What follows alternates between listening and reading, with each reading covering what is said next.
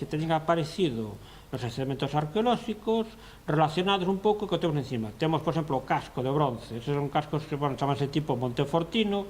Ten aparecido 5 ou 6 exemplares con esa cadena para levar ao lombo. Vemos despois ali eso que son as virias que teñen aquí. Ten o nome de viriato, quer dicir eso, que ten virias ou que leva virias, o viriado, que é unha condecoración. Son todo pezas de ouro, o casco non é de bronce. Temos os dous tipos de espadas, a espada e o puñal.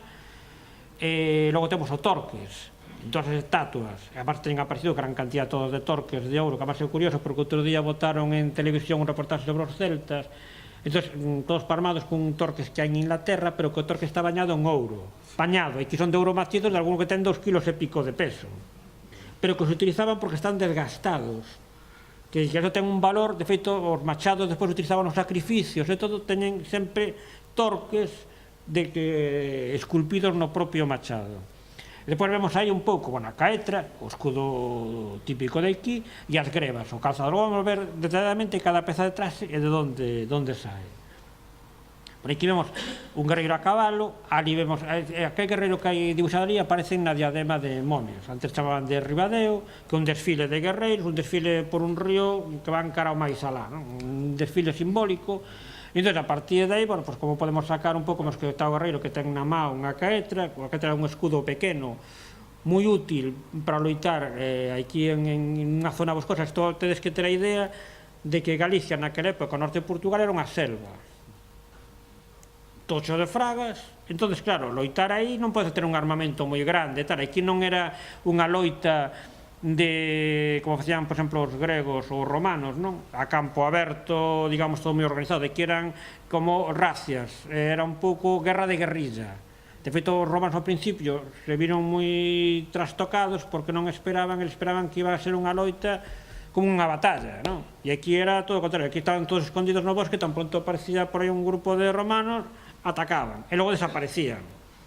Entón, un pouco o armamento, as espadas son espadas pequenas, os escudos son, quer dizer, está adaptado un pouco ao entorno onde tú vas a loitar. Aquí vemos máis detalladamente o armamento todo que tiña. Vemos a caetra, vemos un pouco de onde sae todo. A espada, o puñal. Había dous tipos de caetra, unha caetra cóncava e outra convexa. A cóncava era máis pequeniña, que era máis que nada, como era cóncava, para traer hacia o centro da caetra o umbo, os golpes todos, e tamén un pouco que non era só arma defensiva, senón era arma ofensiva, para dar golpes con ela. Aquí veríamos os guerreiros, unha cofradía. Os guerreiros estaban, digamos que traballaban, entre comillas, en cofradías. Un pouco son as últimas teorías que hai. Quer dicir que había un xuramento de fidelidade a un xefe, entón despois estaban xuntos por aí un pouco a súa bola, quer dicir que andaban un pouco ao marxen da sociedade. Iban a castro, podían defender o castro e tal, pero normalmente andaban moitas veces por aí de rapiña, roubando gando. Sabemos despois, cando volvamos a casa, como se distribuían as riquezas entre os homens e as mulleres. Moitas veces tamén iban cobrando a guerra. Os non andaban, digo, por aí, de feito, no sur, tiñanlle moito medo aos guerreiros do norte por as incursións que facían, estes iban como tolos. A hora de loitar e tal, por o botín, porque o botín despois, ao chegar aquí, vai dar prestixio social. Entón, e a parte da xente que non tiña medo a nada. O sea, xa desacostumbraban. Entón, había unha serie de ceremonias en donde o guerreiro pasaba xa a cofradía e había un xuramento de fidelidade para toda a vida co xefe da cofradía.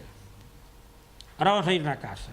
Bueno, aquí vemos un pouco desde arriba o que é a casa. A casa galaico-bracarense, da zona onde estamos.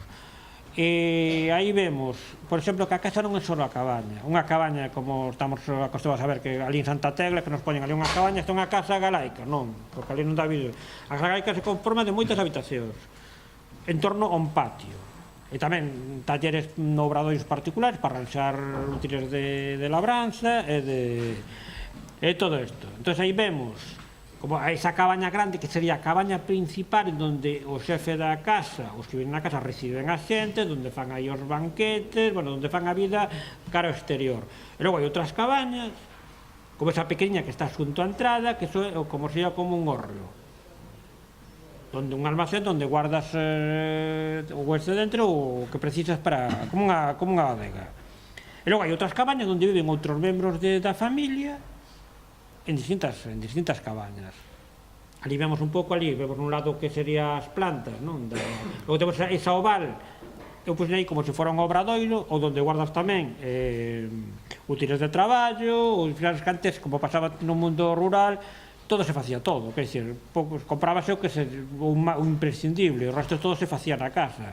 Tiñas madeira, tiñas ferro, tiñas todo, facíase desta época igual. Entón, tú necesitabas un espacio onde poder desarrollar esa actividade. Si era unha actividade tamén que necesitaba moita cousa, pois había xente que, se era un ourive que vivía aí, pois tiña un obradoiro na casa del. Aquí vemos a casa en perspectiva, que era a casa que vimos antes, vemos que está aí a entrada, aí vemos que está, pondo colmo no tellado, un pouco baixado un pouco unha estructura de madeira que soporta despois o tellado. Vemos a casa principal ali, que ten como antes da entrada, eso aparece moito tamén na zona do Tegra, de Embriteiros, toda esta zona de aquí, como un pequeno vestíbulo antes de entrar, non? É moi típico tal. Vemos as outras cabañas, están todas en torno a un patio central. Hai un muro que pecha todo, o que hai a porta, que dice que cando nos metíamos por a porta por as rúas dun castro, era como un laberinto. Nos o único que víamos era muros, con portas e as rúas. Iso tamén era unha defensa, quer dizer, que un que non conocera o castro iba a se perder por ali. Alguén que atacara o castro, meterse por ali por as rúas, non sabían por onde andaban. Entón, era tamén, e logo que era unha xente, como pasa hoxe en día tamén, as casas miran cara adentro, non cara exterior. Quer dizer, moitas, sobre todo na zona lucense, por aí, as casas ten todo un patio ou un corredor que dan a un patio, e vívese para dentro da casa, non para a rúa. E aquí pasaba o mismo, as casas todas miran para dentro. A rúa, vamos ver unhas tapias, unhas ventaniñas pequenas ou nada máis. Aquí vemos a casa principal, vista de frente. Esta está unha reconstruída en Santa Tecla, pero só teñen a casa, pero a casa, como digo, tanto no patio, son máis vivendas. Vemos aí que está pintada, normalmente aparecen moitos restos de pintura por fora, que están engobadas e logo están decoradas, cousa que, cando reproducen as casas de aquí, sempre poñen muros de pedra, que estamos outra vez un pouco rebaixando o nivel. Se aquí a xente gustaba a decoración, decoraba as casas, e se gastaba un dineiro en decoralas, digo, por que non vamos a dar esa imaxe realmente? Cando vemos unha casa íbera, unha casa romana, vemos unha maravilleta, vemos aquí unha choza onde conviven, según vemos ali, pois os porcos, cas cabras, cos homes todos xuntos. Cando aquí non, aquí é unha zona onde ser os animales. Pois se vivían os animales, vivían noutra cabaña destinada a establos, ou se a casa tiña dous niveles, bueno, aquí abaixo metes o animal, pois aproveitaba tamén o calor dos animales e das postas dos animales para que dieran calor á casa. Aquí vemos, por exemplo, o que falaba antes da decoración. É unha porta que aparecen moitas en algunhas casas de xente que ten un nivel económico que se pode permitilo, claro, porque a arte e a decoración en todas as épocas costou cuartos. Quer dizer, agora, antes pagarían de outra maneira ou pagarían como fora, pero eso ten un custo, quer dizer, que só se poden permitir algúns e que utilizan esa arte para demostrar o poderío que tiñan dentro desa comunidade. E aquí vamos a, por exemplo, como depois reconstruir a porta a partir da porta que apareceu esa en Áncora. Esa porta apareceu un castro cerca en Portugal, en Áncora, esa casa cerca do Miño. Aquí vamos ao interior da casa, da sala esa principal, que falamos desa cabaña principal. E aí vemos que tamén está decorada por dentro. Vemos aí unha lareira ao centro da estancia, con unhas banquetas, unha mesa, unhas sillas, tamén hai aquí, parece que non existían mesas, e logo vamos ver que si se conservan, por lo menos nas estatuas, un sillón, ou dos ou tres sillóns e varias sillas. Aí vemos un telar, vemos aí, ali distintos cacharros se guardan, de cousas de comer, cousas que vayan utilizando. O suelo está feito de sábrego, pero que está tan pisado que parece cemento. Podese barrer e tal. Logo, aí, aproveitando o cumio que fai, o cono que fai o tellado, arriba, con as escaleras, se aproveita para guardar cousas, mesmo tamén para dormir. Todo o calor, o quente, todo o que é o calor, sempre vai para arriba, entón aproveitas as partes de arriba para estar máis cómodo, no caso de que se quixera dormir arriba. E aquí vamos a dúas mulleres, un pouco cas alfallas, como os comentaba antes, unhas persoas que visten con pieles, andan tirados por aí, ou no neolítico ou no paleolítico, pode estar ben. Aquí non, aí vemos as racadas, esa que está á esquerda arriba, de Vilar de Santos, e son a maravilla, aparte son xollas en ouro, que hoxe é moi complicado de facelo. De feito, unha que apareceu en Portugal levaron aos Estados Unidos a que xeran unha adaptación por radio, non Carno 14, non outra que hai agora, e cando viron ali quedaron tan sorprendidos da factura que tan ben feita estaba, que levaron a varios expertos e dixeron que eles non daban feito eso. Porque, por exemplo, ese de Vilar de Santos, que ten este tamaño, na punta ten un patiño que debe ter 2 milímetros colgando, pero o patiño resulta que do pico ten colgado como un racimo de uvas feito con unhas boliñas que aquelo casi non se ven a simple vista, pero que están soldadas en ouro. Claro, unha ten que ter un material moi especializado para facer eso, e dos necesitas tamén lupas, e necesitas ter unhas técnicas que eso, que volvo a repetir o mismo, unhos señores con unhas peles e con unha hacha así tirando por aí, non o fan. Por digo que temos que cambiar a veces un pouco o chip en cuanto a imaxen que temos de os nosos antergos da Edade de Ferro. Aquí vemos a lareira que víamos antes, unha lareira que é moi parecida a que hasta fai pouco había nas nosas aldeas, cos burros, onde se colgaban, bueno, por exemplo, aparecen moitos cacharros que teñen as asas interiores, e cando pos unha corda para que non se queime co lume, ponlle as asas por dentro. E logo vemos ali distintos, bueno, cacharros máis ou menos comunes que aparecen en todos lados, os máis utilizados. Unha queixeira ali arriba para facer queixo, abaixo, se cae abaixo un testo da bica, unhos os teño visto que para cocer o pan, aproveitando o calor despois que queda da lareira, tú pos a bola de pan, porlle eso encima e coce, vai cocendo. Non se utilizaba, vai... E logo temos distintas xarras, unha xarra naquelas dúas xarras son moi típicas da zona da Lei da Moeiro, de San Cibrán de Las, e todo por ali. E como vemos, a cerámica tamén pouco evolucionou, porque hai moito máis tipo de cacharros, pero tamén os cacharros hai moitos con moita decoración, hai xente que lle gustaba moito, incluso chegaba ao barroquismo, de decorar as cousas. Aquí vemos os tipos de muiños máis común, que é un muiño barquiforme, que hai ali un, que de darlle así para moer, que é máis antigo que outro, pero non quere dicir que non se utilizara os dous a vez, que é dicir, co barquiforme, o grau, machacábase primeiro, e logo cando se estaba un pouco machacado, utilizábase outro. Outro, que aí se ve así, solto, normalmente estaba con un caixón, un mueble, onde caía, ali no caixón se recollía todo, e todo se metía nunha saca ou nun cacharro de barro. O que falaba do mobiliario, que aquí tamén non estábamos tirados por o chao, sino, por exemplo, ese é un sedente que apareceu na Limia, un personaxe que está sentado, e está sentado nun sillón. Entón, o sillón sería ese. Vemos que ten a simboloxía do trisquere, que é moi común en toda a nosa cultura, en toda a cultura indoeuropea, non? E tenemos un pouco que vemos que o mueble que está decorado con sillón, ese debía ser un sillón dun noble ou dun corono ou dun xefe de familia, onde teña nácar, entón recibía, estaba sentado como os tronos despois, que quedou na Edade Media, ou ese mesmo papa ten unha silla, ou hai o alcalde ten unha silla diferente da do resto. Entón, pois ese sería un pouco a silla do jefe da familia ou do jefe da tribu, ou que quiso, cando se fixo a estatua sentado, quiso que se representaran, tendría tamén un simbolismo, ou tener esa cátedra, ter ese sillón, non? Ese propio sillón era un símbolo dese personaxe, da categoría social que había ter na época. Por dicir que nesa época había muebles. Aí vemos un telar. Aí vemos o telar, as fusaiolas que hai ali, que os fusos son exactamente igual que os utilizaron hasta ahora, e os telares é un telar vertical. Depois se utilizaron os horizontais, que había moitas casas nas aldeas. Entón, este é un típico telar que se chama de 4 barras, onde se pode facer todo tipo de dibuxos nas telas.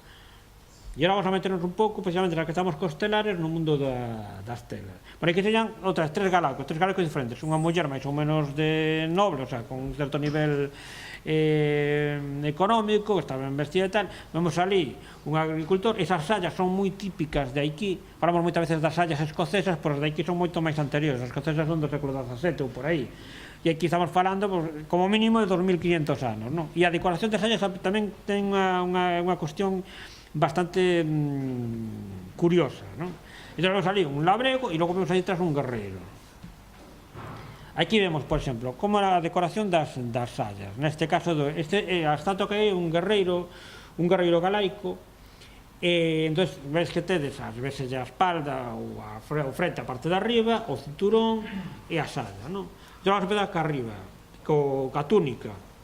Vemos que está decorada, ten unha decoración. Entón, a decoración que lle puso o escultor, vámonos sacando un pouco da estatua, hasta que facemos, vémonos na parte de abaixo, como sería, según o escultor, esa decoración. Pero esa decoración non a podes facer nun telar. O telar ten que ser a tela toda ben feita. Entón, pasámola un pouco ao telar. Quer dizer, que a do telar é a versión que fixo o home, que adaptou un pouco a estatua da tela que viu. Porque esta tela, seguramente, esta decoración quería decir algo. Que falamos antes dos militares ou dos traxes de que teñen un simbolismo. Solamente esta persona que representa esta estatua, ou quen fora, estános indicando, a eles indicáballe un pouco, según a decoración que tiña esa túnica, o personaxe que categoría social tiña. Pois é importante tamén que tuvera color, porque se non lle poñemos cor, casi non vemos. Agora vamos a ver a salla. Necesitamos cor a salla. Entón, vamos a parte de abaixo, collemos a salla, separamos o cinto, damoslle policromía para separar un pouco a decoración, e ao final quedanos esa salla. Todas as sallas que aparecen, salvo unha, teñen os cuadros, pero así obvies. É dicir, non é como os cuadros escoceses, senón similares, pero non colocados así horizontalmente e verticalmente, senón están así oblicuos. Que quere dicir tamén isto? Facer nun telar esta salla, así como isto, é moito máis costoso que se faz cuadros horizontales e verticales.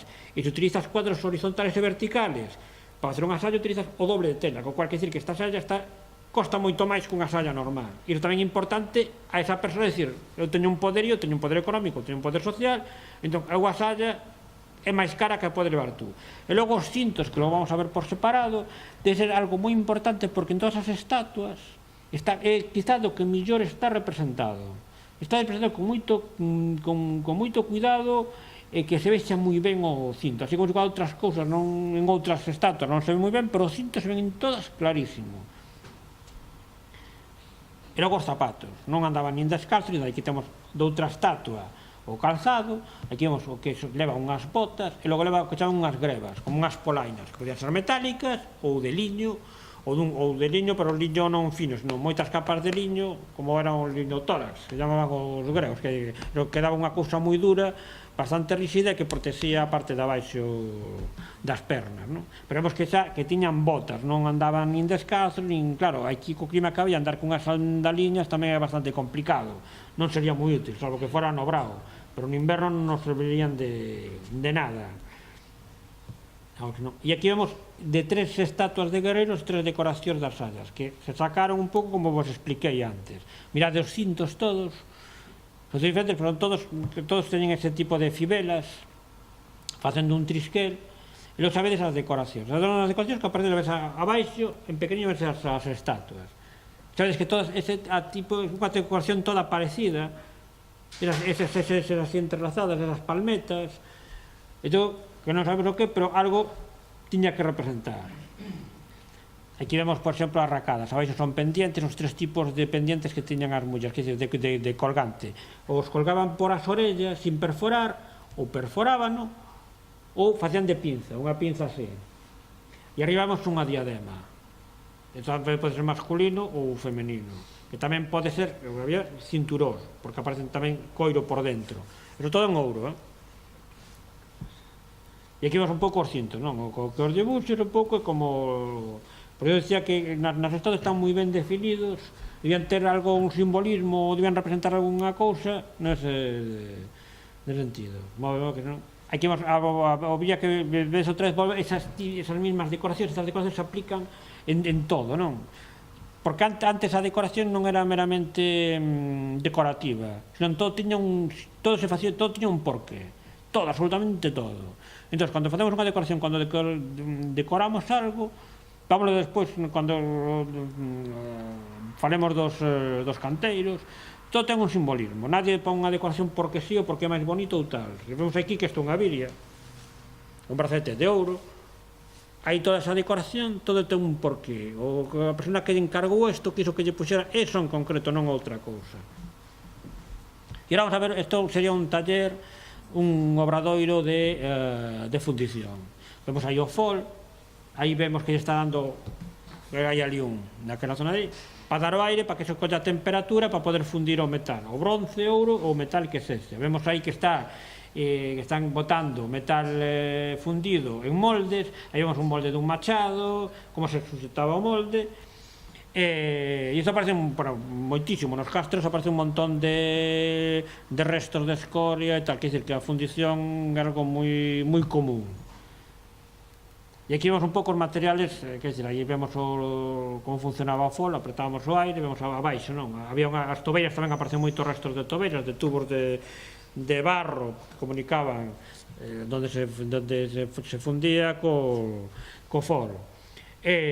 Bueno, vamos a ir pedras que se fan, mesmo as pezas de roupa, antes non había botón, entón se sujetaban con fíbulas. Aí xa todas de distinto tipo, todas as túnicas, todo, justamente son como os imperdibles. Esta parte da dereita, o que hai na dereita é unha conteira, que é a parte da vaina dunha espada, a parte da baixo é a decoración, pero fixades que eso en bronce, pero son pezas que para facelas, que é dicir, que hai que ter unha técnica bastante... Entón ten un diseño feito primeiro, que hai que facer o primeiro dibuixando, xa veremos despois. Por aquí temos máis cosas, os típicos torques, un casco de bronce, vamos a ver aí outra vez os atraballos que fan os ourives. Bueno, agora vamos a empezar isto sería o galaico de Vitruvio. Para cambiar un pouco de tema, e vamos a falar un pouco de arquitectura do arte. Vamos a dar un repaso así rápido. Aquí vemos un obradoiro de canteiros. Vemos aí, xente que está traballando na pedra, vemos ali aquela señora que está de espaldas, que está facendo as cores, os pigmentos, e vemos aí dous que están dibuixando no chao con compás, vemos aí tamén material ali, por un pouco, neste caso un trisquel, están probando, logo hai unha serie de plantillas, teñen material de todo tipo para dibuixar e para esculpir, que o material dos canteiros moi pouco cambiou desde esa época hasta agora.